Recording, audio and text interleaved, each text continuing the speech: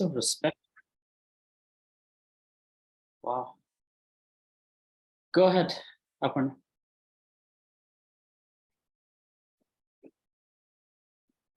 Hare Krishna. Chapter 14, Text 1. Shri Bhagavan Vacha Param Bhuya Pravakshami Jnananam Jnanam Uttamam Yajgyatva Munah Sarve Param Siddhim Ito Gata. Translation. The Supreme Personality of Godhead said, "Again, I shall declare to you the supreme wisdom, the best of all knowledge, knowing which all the sages have attained the supreme perfection." Hare Krishna. Continue. Okay. Chapter 14, Text 2. Idam jnanam upastritye mama sadharmayam agataha sargepi nopajayante pralayena vyathanti cha. Translation. By becoming fixed in this knowledge, one can attain to the transcendental nature like my own. Thus established, one is not born at the time of creation or disturbed at the time of dissolution.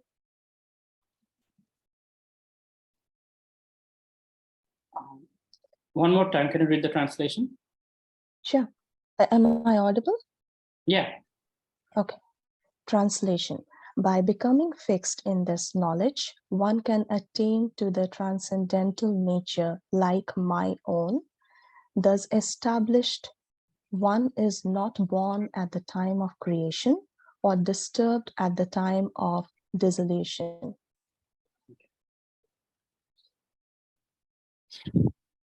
Next.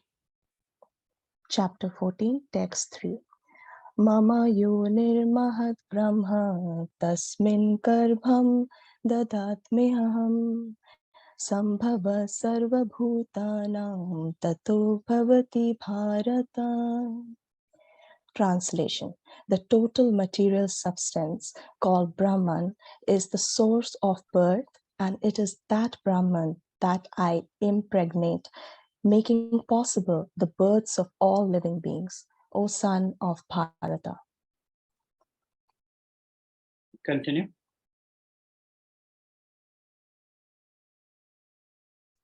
Chapter 14, Text 4. Sarva yonisu kaunteya murtaya sambhavantiya tasam brahmamayad yone aham bija pradapita. Translation. I should be understood that all species of life, O son of Kunti, are made possible by birth in this material nature, and that I am the seed-giving father. Okay, thank you. Hare Krishna. Hare Krishna. So this is the most important thing to remember, that Krishna is the seed-giving father.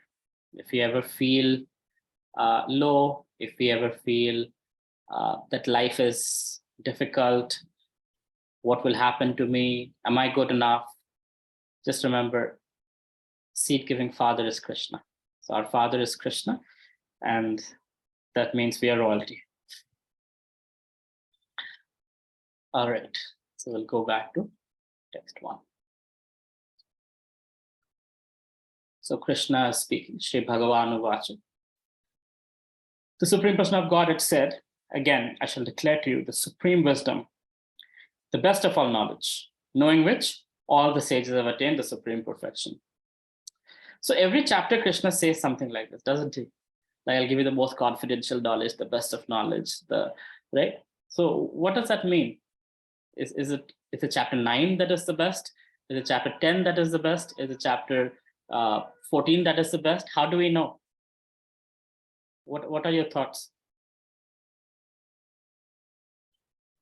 So yeah, I feel chapters were made afterwards. So like it's not about which one is best. It's just different aspects of Gita.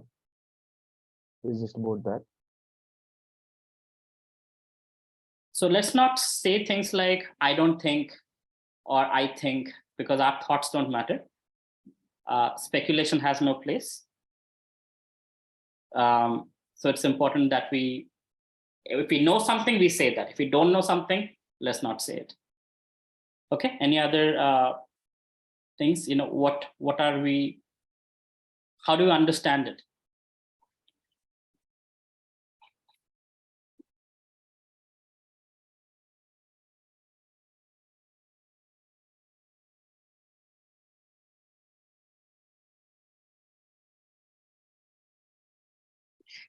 Any scripture-based understanding anybody can share? Okay, I'm getting some chat. Ujjwal, you're right, Prabhu. In one chapter, Krishna's, okay. I know, but I'm asking you to share. How do you understand it when Krishna says this is the best knowledge, this is the most confidential knowledge, this is the king of knowledge, right? In different chapters, Krishna is mentioning. So how do you understand this?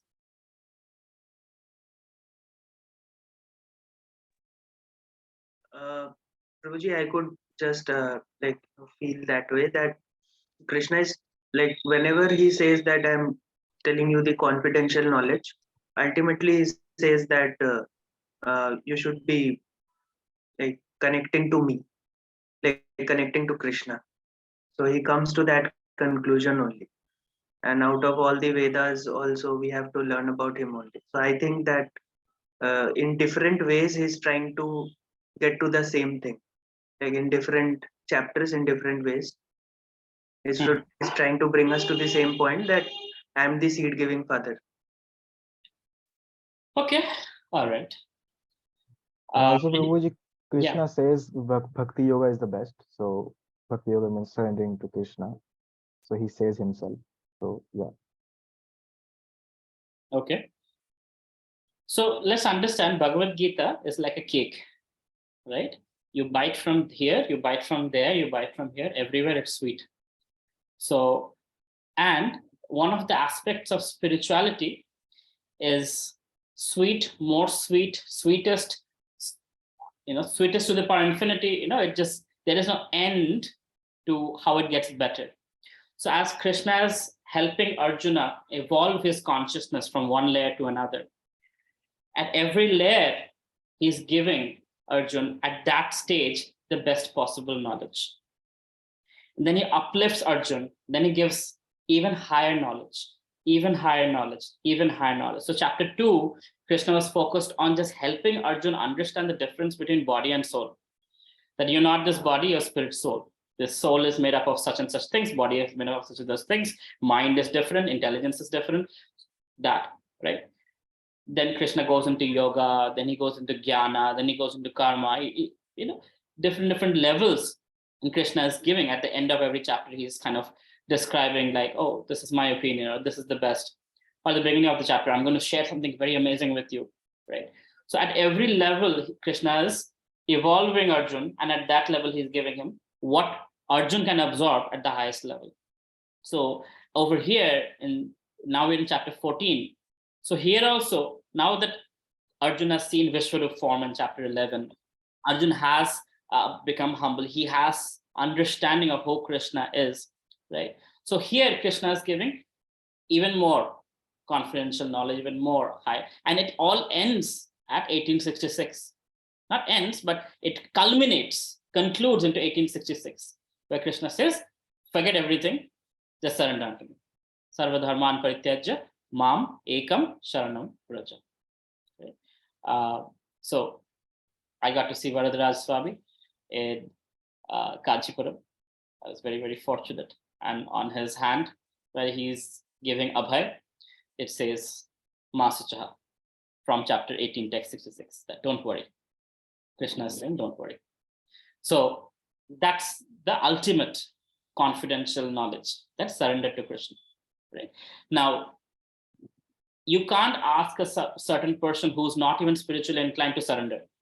They're not going to be able to do that. So initially what we do, we bring them to logical understanding. Body, soul, mind, karma, reincarnation, right? Once the logical stuff is like, wow, this is amazing. This is actually true. This works. There's empirical evidence. Great. Now we go into the realm where there is no evidence, where there is no empirical so-called research that you can do. We go into the devotional realm, we go into the spiritual realm, where you can't take a microscope and measure anything, because soul can't be measured, right? It can't be seen, it can't be touched, felt. It can be felt, it can't be touched, right? So we go, once we get the logical reasoning done, then we come to the aspect of faith and devotion, right? Then one comes to the aspect of surrender, understanding, having faith that Krishna is supreme. Then comes surrender. So that's the culmination of all knowledge. That's where Krishna is taking us. So in this, there's a step-by-step process. So literally it's steps Krishna is having us walk through, right? Chapter 7, 8, 9, 12, 13, like that, different steps. So here also Krishna is mentioning about similar knowledge, but he's like, this is the supreme wisdom, the best of all knowledge, knowing which all sages have attained the supreme perfection. So Prabhupada says, in the 7th chapter to the end of 12th, Krishna is in details reveals the absolute truth, the supreme personality of Godhead. So he talks about himself, right? He says who he is. He gives his glories in chapter 10. I am this among that, I am this among that. I'm the best of this, I'm the best of that, right? Krishna, whole chapter 10, he's glorifying, pretty much talking about his glories. Listen, now the Lord himself is further enlightening Arjuna. And if one understands this chapter through the process of philosophical speculation, he will come to the understanding of devotional service. In the 13th chapter, it was clearly explained that by humbly developing knowledge, one may possibly be freed from material entanglement. So how do we get out of material entanglement, bandhan? Through the sword of knowledge. When we understand, like I gave the example of my attachment to my grandmother, right? It was a bondage in the sense that it tied me down. I didn't want her to die. If she would die, I don't know what would happen to me. So I was in a materialistic bondage. But the moment I understood she's not this body, she's spirit soul, and I have access to her always in benefiting her by prayers, by chanting, by different methods. Oh, now with knowledge, I'm not more attached to the body, I'm attached to the soul. And thus from a material relationship to a soul-based relationship, spiritual relationship, that it's eternal. Body relationship dies with the body. You put a picture for a few years, after that you also forget the birthday, death day, and all of that. But a spiritual relationship stays forever because you're connected to the soul, right? So bondage, how do you overcome the bondage? You cut the bondage with the sword of knowledge. When knowledge comes in, we are no more bonded materially. But it's not like we become heartless. You become stone. You become connected on a much, much, much deeper level, which is spiritually. Who we are is spiritual being. So spiritual connection is deeper than the skin deep connection of this body. All right. It has also been explained that it is due to association with the modes of nature that the living entity is entangled in this material world. Now in this chapter, the Supreme Personality explains what those modes of nature are, how they act, how they bind, and how they give liberation. So when you're bound, like for example, let's say somebody ties you up. I'm sure you've seen those YouTube videos that if you get kidnapped, how do you come out of a shackle or a handcuff, or somebody tries to strangle you? How do you use certain techniques, right? So that's exactly what Krishna is giving us. We are bound by the three modes of material nature: sattvic, rajasic, tamasic. If you've seen ropes are made from threads. 3 threads would be intertwined like this. That will make us a thicker thread. That will be intertwined.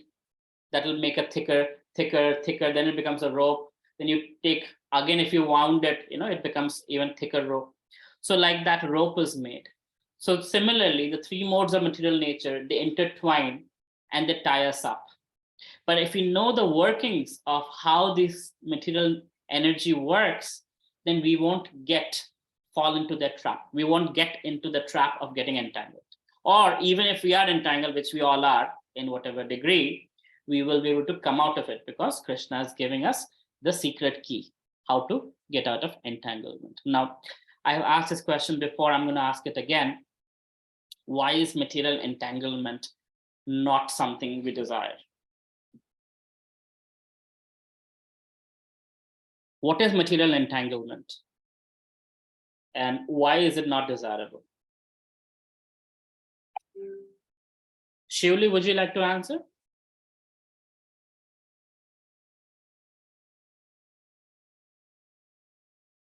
If you can unmute yourself.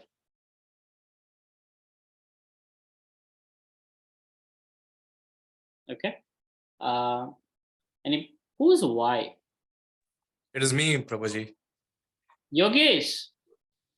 Okay, Yes, go ahead. Prabhuji. Why don't you try to answer?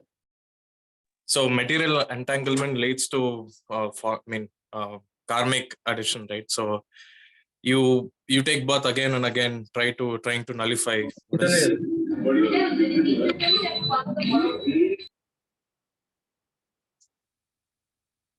Sorry, go ahead.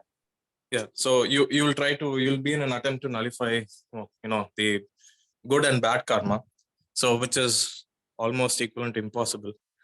Yogesh, simply answer. What is material bondage? Why is it not desirable? Material bondage is what is material bondage?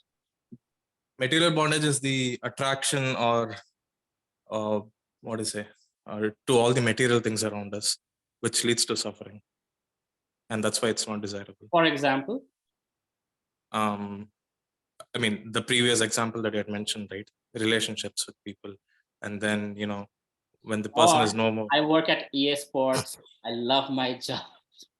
Yeah, exactly. Yeah. It could be, bro. I'm working on it, bro. It's a slow process. Sorry, didn't mean to hurt you where it hurts. Not at all, bro. But that's an example, right? Yeah. So, for those of you wondering what we are talking about, EA Sports is a very big video games company. Yogesh used to work there till recently.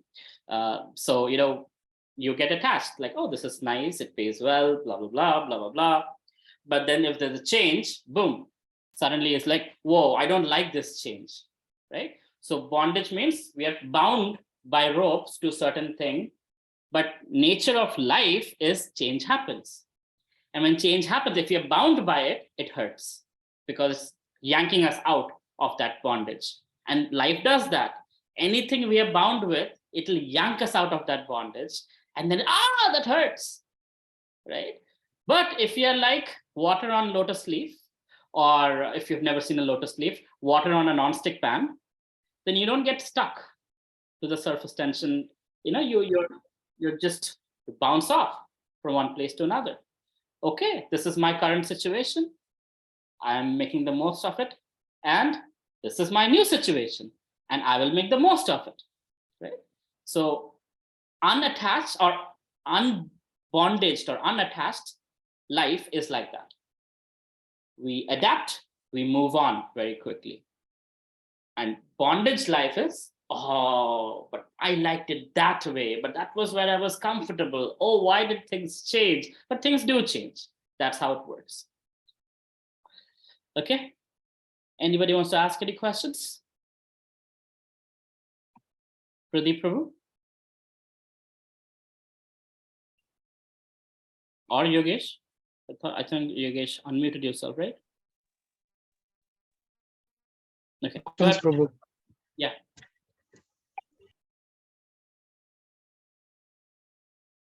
Okay. If that, Prabhuji, kindly pin your video on important points. Thank you. Okay. I'll give you co-hosting rights if you can do that, because I go with the flow sometimes. Let me give you co-hosting rights. There you go. Okay. All right. So moving on. The knowledge explained in this chapter is proclaimed by the Supreme Lord to be superior to the knowledge given so far in other chapters. By understanding this knowledge, various great sages attained perfection and transferred to the spiritual world. The Lord now explains the same knowledge is in a better way. This knowledge is far, far superior to all other processes of knowledge thus far explained. And now, knowing this, many attain perfection. Thus, it is expected that one who understands the 14th chapter will attain perfection.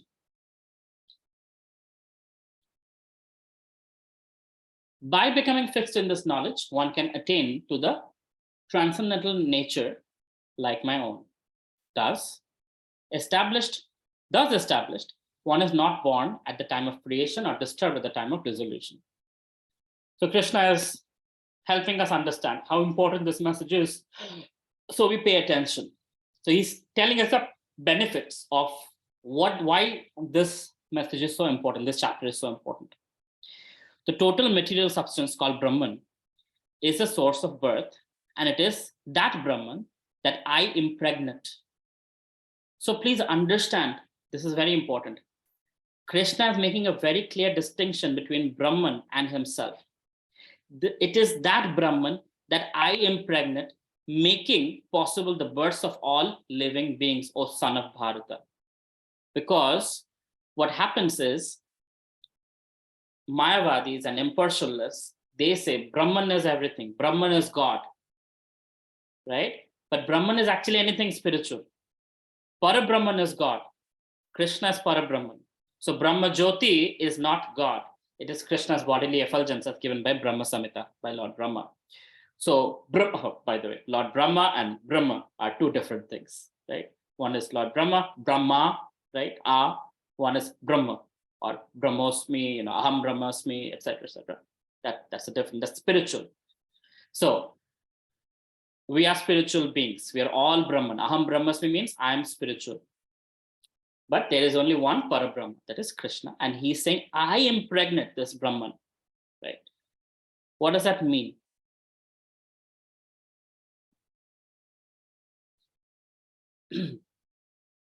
So Krishna is saying, the total material substance called Brahman is a source of birth, and it is that Brahman that I impregnate, right? He empowers the Brahman, which is the creation, which is the cause of our creation, right? We are all spiritual beings, so we all come from that ultimate spiritual being named Krishna, making possible births of all living beings, son of Bharata. So by deduction, Krishna says, Aham Bija Pradapitaha. I am the seed-giving father. Because Krishna is the cause of Brahman, and Brahman, we are all parts and parcels of the supreme spiritual existence. So we are all small Brahmans. So it should be understood that all species of life, O son of Kunti, are made possible by birth in this material nature, and that I am the seed-giving father. In this verse, it is clearly explained the Supreme Personality of Godhead, Krishna, is the original father of all living entities, all living entities. That doesn't mean humans only. Cats, dogs, trees, demigods, demons, right? Daityas and devatas, all living entities. 33 million demigods, all of them. Krishna is the father, right? So very important to understand that Krishna, so just like in chapter 5, Krishna says, Sarva Loka Maheshwaram, right? He is the proprietor of all the lokas. So Swarga Loka, Jana Loka, Tapa Loka, Mahar Loka, like that, as well as Atala, Patala, Sutala, Rasatala, Talatala. All these lokas, Krishna says, Sarva Loka Maheshwaram. I am the Ishvara, I am the Maha Ishvara. I'm the supreme controller of all the lokas. Now, every loka has a king. The devatas have a king, Indra, right? The daityas have kings. So every loka has person in charge. Surya Dev is there, Surya Narayan, right? But Krishna is saying, I am the boss of all those. So there are chief ministers and there is a prime minister. Krishna is a prime minister, right? He is the Sarva Loka Maheshwaram. So here also Krishna is stating that he is a seed-giving father. He is the father of Brahma also. That's how, Lord Brahma, Narad Muni asked, oh, you must be God because you created the entire universe. And Lord Brahma said, no. I have a father as well. And that father is Govindam Adi Purusham Tamaham Bhajami. Govinda, the supreme original personality of Godhead. That's the person I worship, and he's my father. Such living entities are seen not only in this planet, but on every planet, even on the highest where Brahma is situated. Everywhere there are living entities. Within the earth, there are living entities, even within water and within fire. All these appearances are due to the mother, material nature, and Krishna's seed-giving process. The purport is that the material world is impregnated with living entities who come out in various forms at the time of creation according to their past deeds. Any questions so far?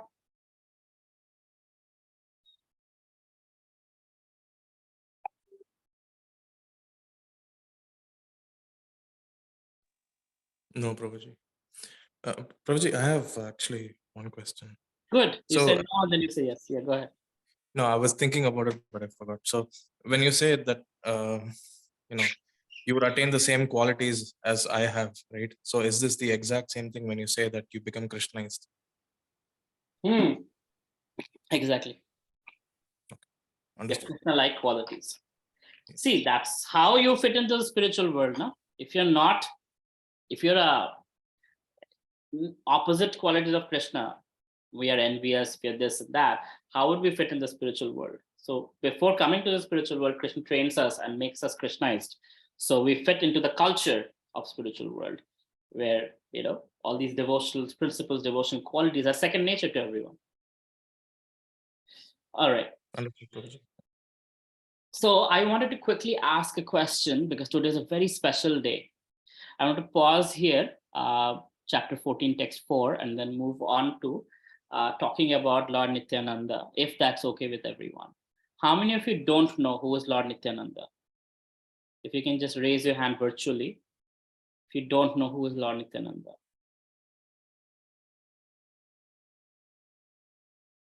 Okay, Prayash doesn't know. Okay.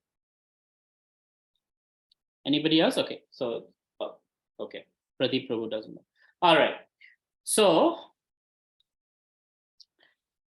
in Kali Yuga, generally speaking, Kali Kale Nam Rupe Krishna Avatar.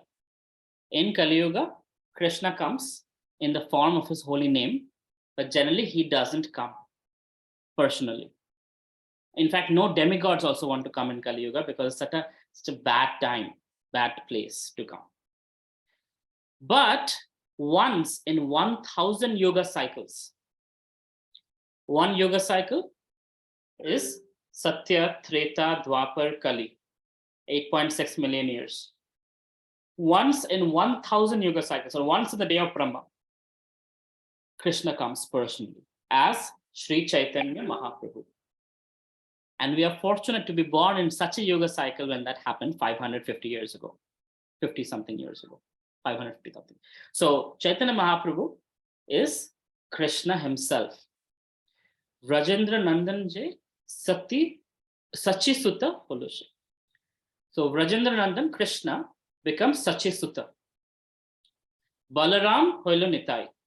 So Lord Balaram becomes Nityananda. So Gauranga Mahaprabhu, Chaitanya Mahaprabhu and Nityananda Prabhu, they come on planet Earth during the first 5,000 years of Kali Yuga once in 1,000 yoga cycles. It's a very rare occurrence.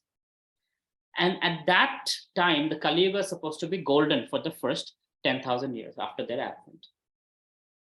So Lord Nityananda, today is his appearance day, or we say Avirbhav Tithi.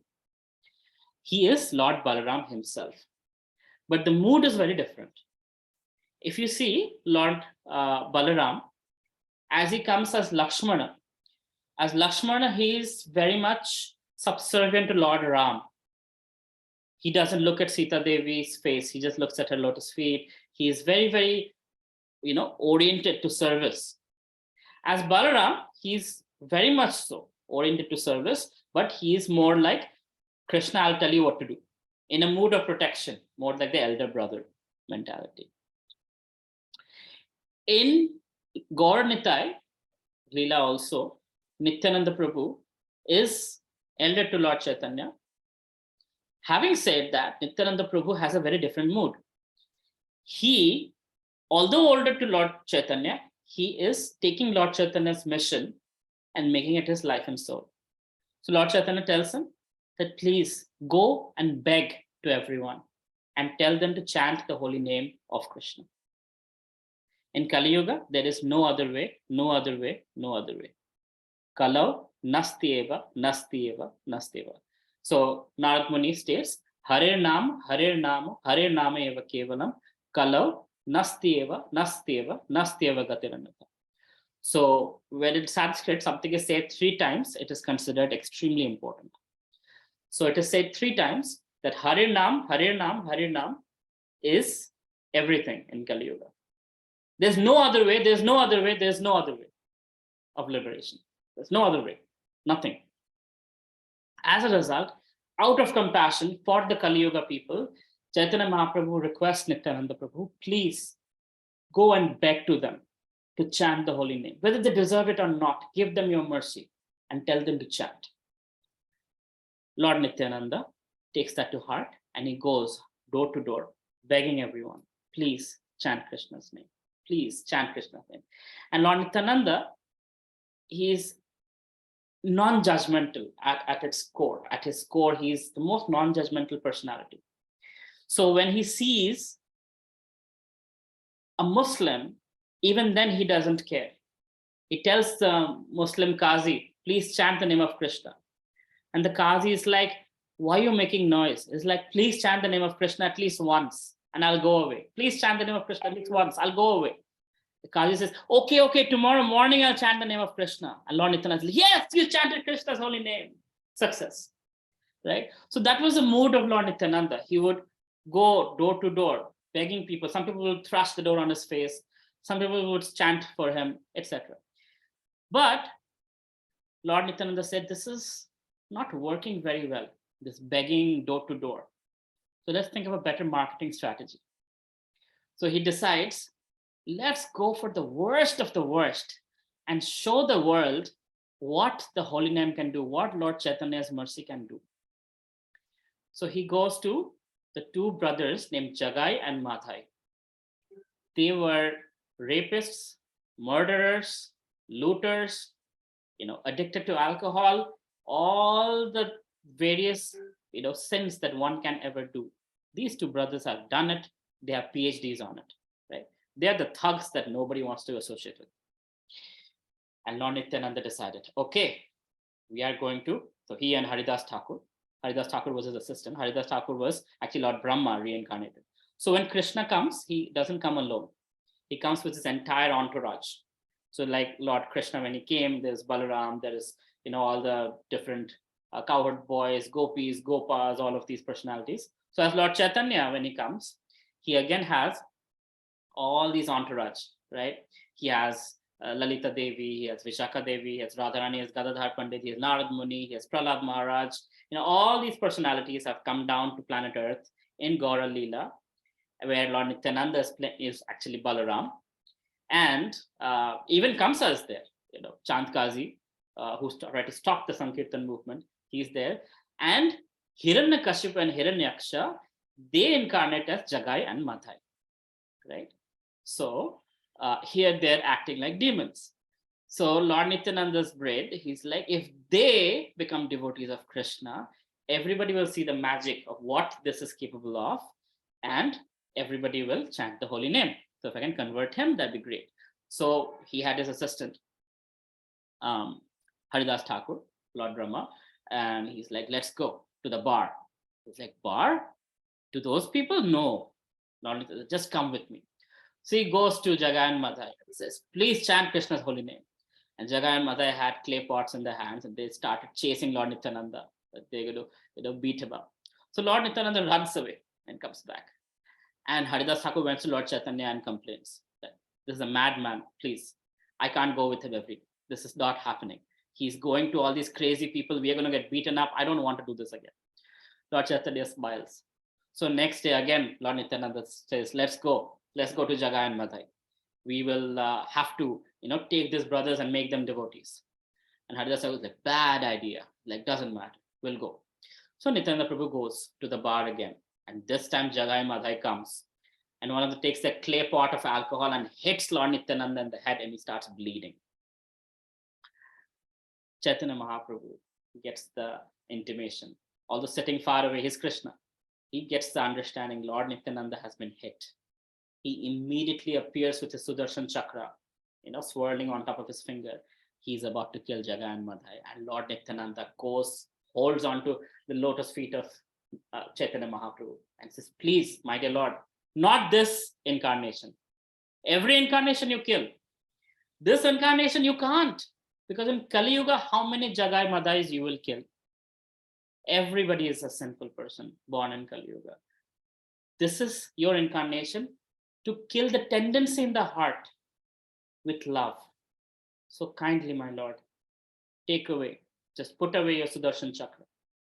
And seeing the Sudarshan Chakra, the drunkard brothers, Jagai and Madhai, they were back to their senses. I've never drank alcohol, but I've heard that when one has, what is it called?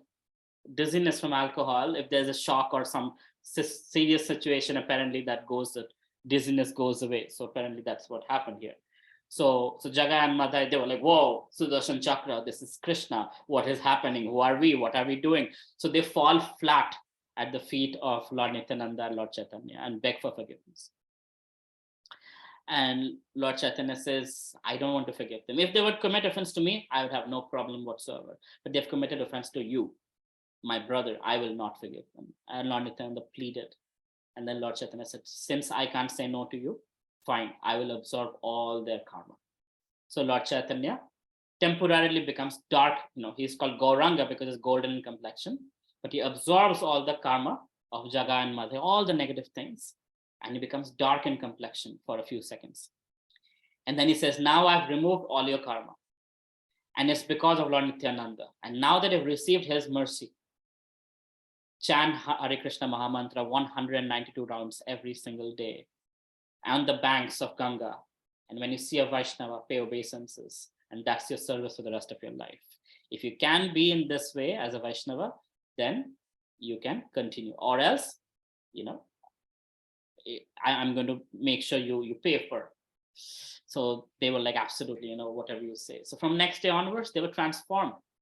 People were like, no. These two brothers, they're pretending, this won't last. But then people saw that these two brothers were actually transformed. They were happily chanting. They were happily paying obeisances. They were happily serving the devotees. People used to be scared of them. And here they are helping people, and being kind and compassionate. And till date, we're talking about it. See, that is the brain of Lord Nityananda. He made such an impactful, like Srila Prabhupada, he decided, okay, he was going to Delhi Chai Dukan, and he was trying to sell his Bhagavatam books. And they were like, what nonsense. All these superstitious, Hindu stuff. World has moved on. Look at the Western world. Look at the Europeans and Americans. They're inventing atom bomb and this technology, that technology, and you're still stuck in Bhagavatam. So Srila Prabhupada realized, wow, they're emulating the West. So I have to go and make the Westerners devotees. Then Indians will become devotees. And that's what he did. He went to America, he went to Europe, and he made them into devotees. And seeing them, people started taking it seriously. Wow, they are becoming devotees, so we should do. Because we have this mentality of whatever white people do must be right.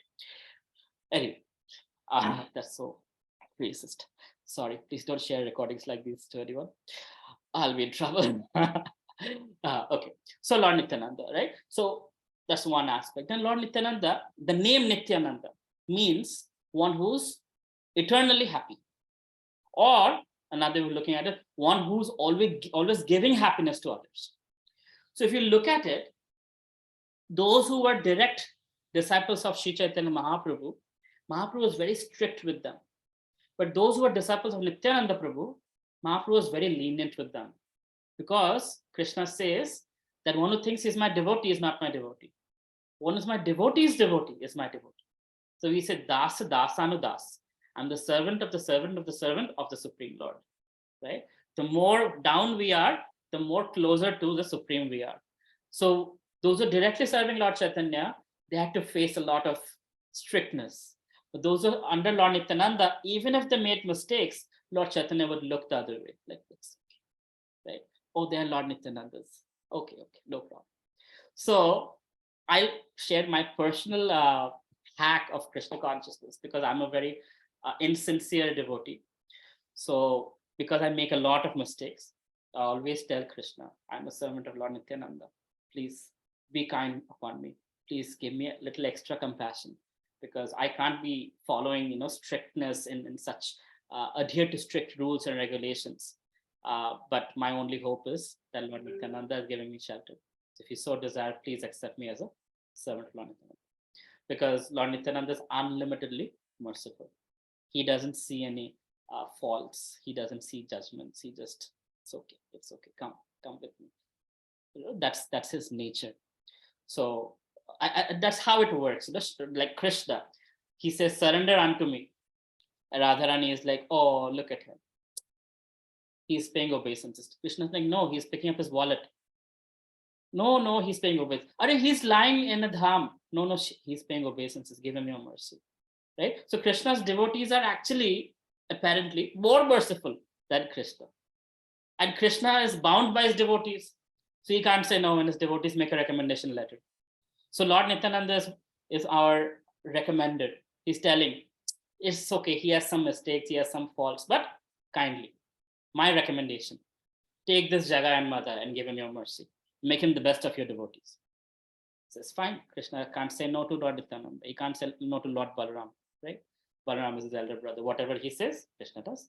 So that's why we go through either Radharani or Balaram, because we are not pure devotees.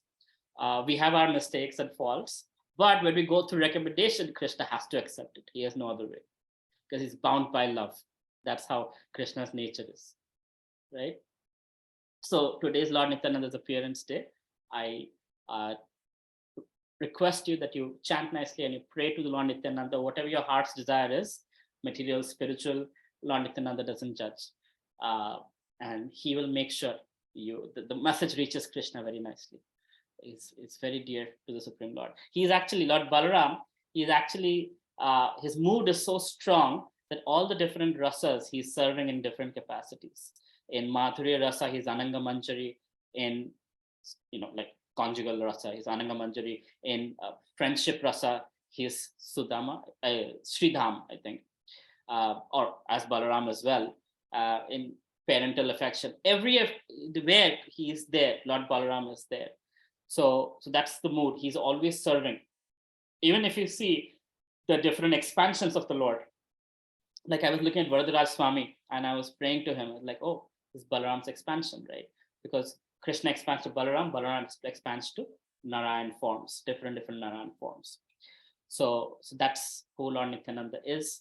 He is Balaram, and we are very fortunate. Those of us in Bengal and have gone to Ekachakra Dham, have seen his birthplace.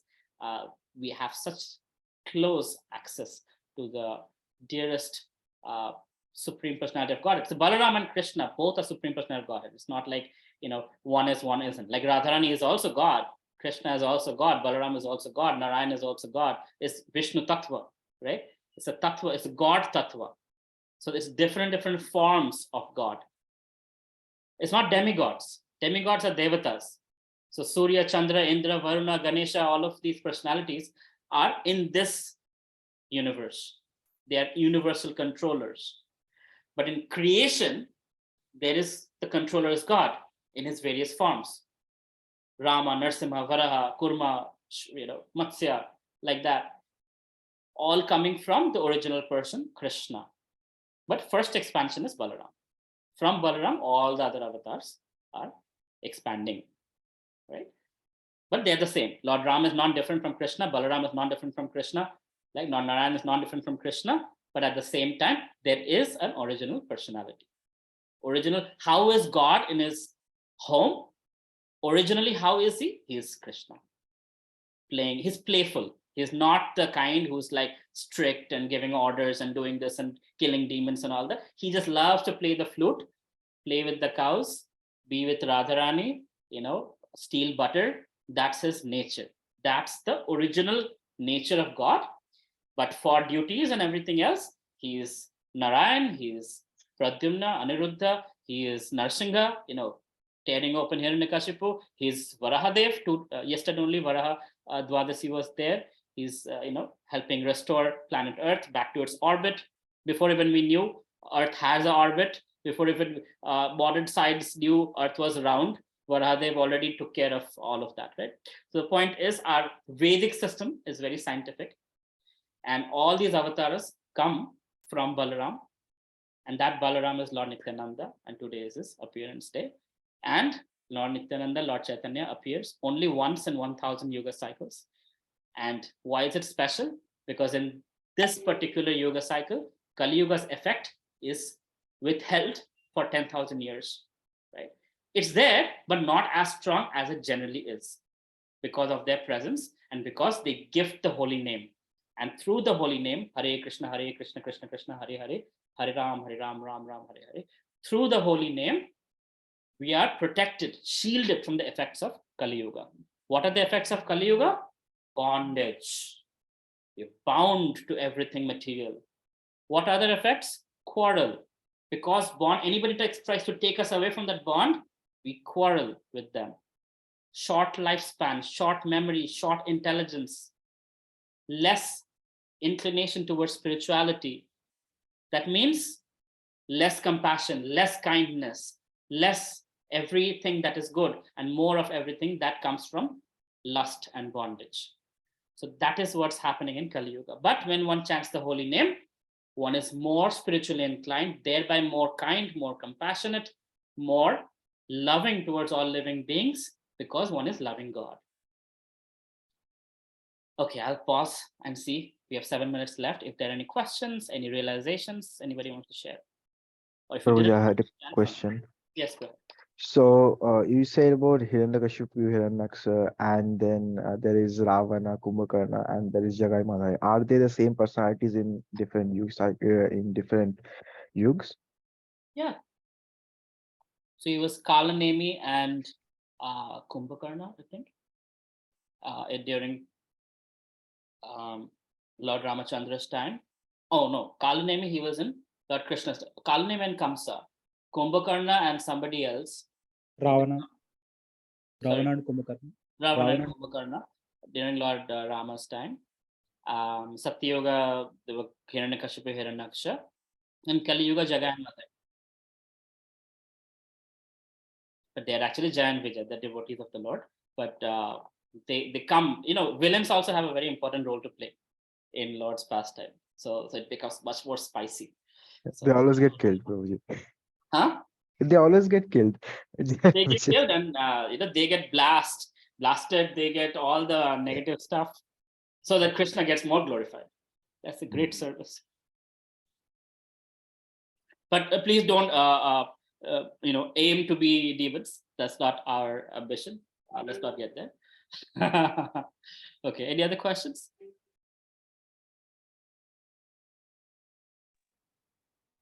Prabhuji, what exactly Kali Yuga is and how is it different from other yugas? Means Sure. what are the characteristics of Kali Yuga? Right. So Kali Yuga is basically a time period.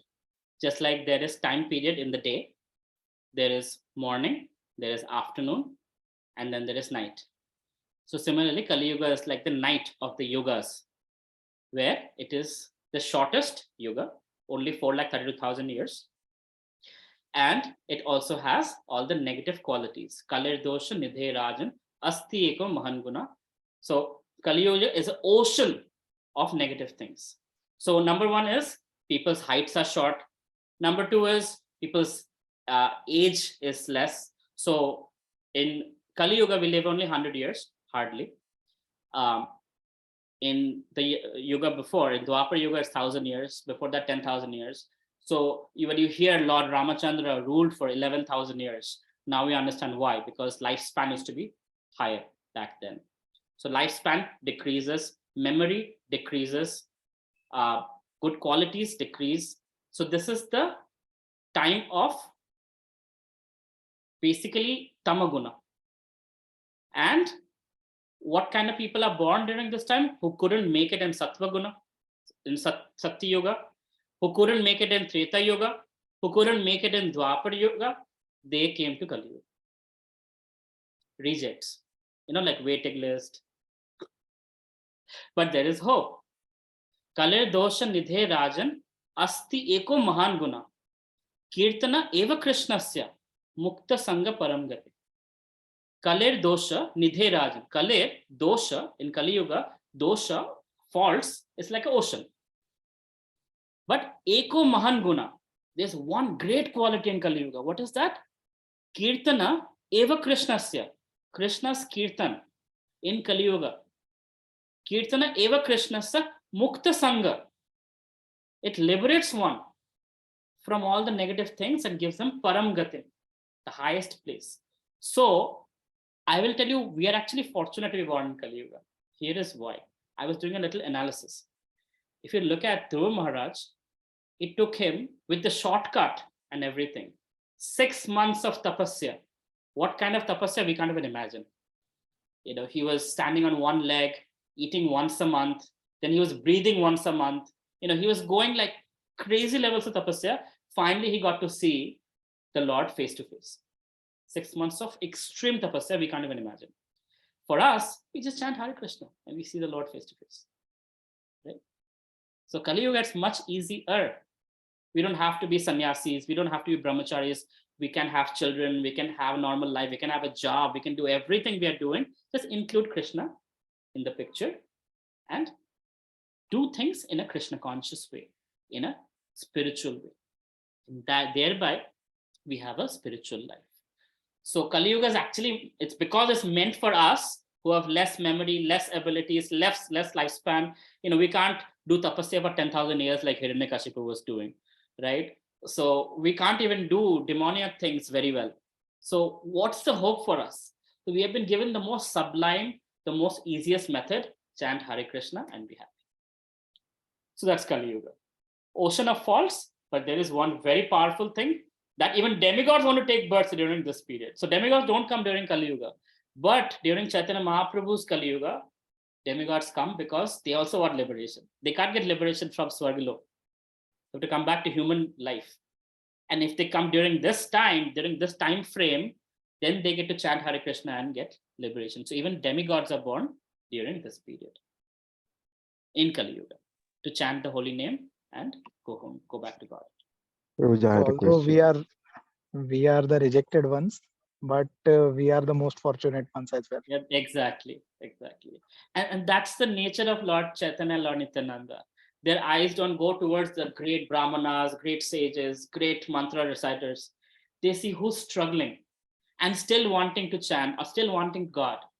And they're like, yeah, that's the one. He needs my help. You guys are okay. He needs my help.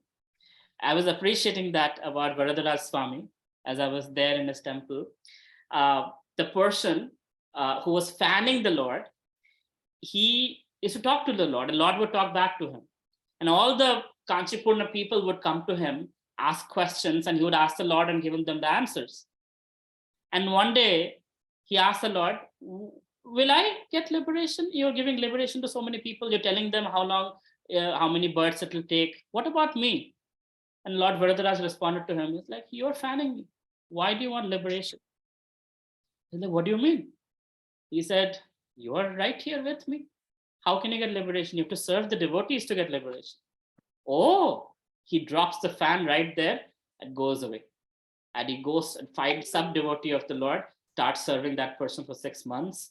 And like that, then the Lord, then he comes back and the Lord says, yes, now you're ready. So actually, that's the secret. When we try to be all very Sanskrit scholars and this and that, with all the big degrees and everything, okay, you don't need my help. But those are the most fallen. That's where the mercy goes. That's where the Lord picks us up. He's struggling the most. Let me help him out. Yes, Prabhu. That's our situation. We're very fortunate. Roja, I had a question. Yeah. So in Kali Yuga or in different yugas when demigods just take birth, so who takes the responsibility of their roles? I don't know. You should ask Lord Brahma. I don't know. I don't have an answer for that. Let me think if there's scriptural understanding there. Yeah, no, I don't have an answer for that. Scripturally, I don't know. Having said that, they do have the ability to be there and be here at the same time. Like, when Lord Ramachandra was coming, Lord Vishnu had instructed Brahma that tell all the demigods to take birth as monkeys and bears. I am coming shortly. So it's not like the whole Swargalok was empty. Not like that. They were doing their thing, and they were also appearing on this planet as monkeys, as bears, and fighting the war with Lord Ramachandra. But when they come for liberation, I don't know what happens. Don't ask me. That's No, but I was asking because in Indra, when he like took birth in peak format, like he was really into Maya, and like he didn't know he was Indra, so like Brahma had to kill his wife Piglet. so just like chief minister or prime minister, sometimes if there is no minister, they take over. So Lord Brahma also has that role. That's, again, I don't know if that's what happens, but that's his role. Sometimes if there is some position empty, he can actually take on that position and take care of it. Got it. All right. Any other questions? Thank you very much. Srila Prabhupada ki jai, Srimad Bhagavad Gita ki jai. Hare Krishna. Have a good night, everyone. Hare Krishna, Prabhuji.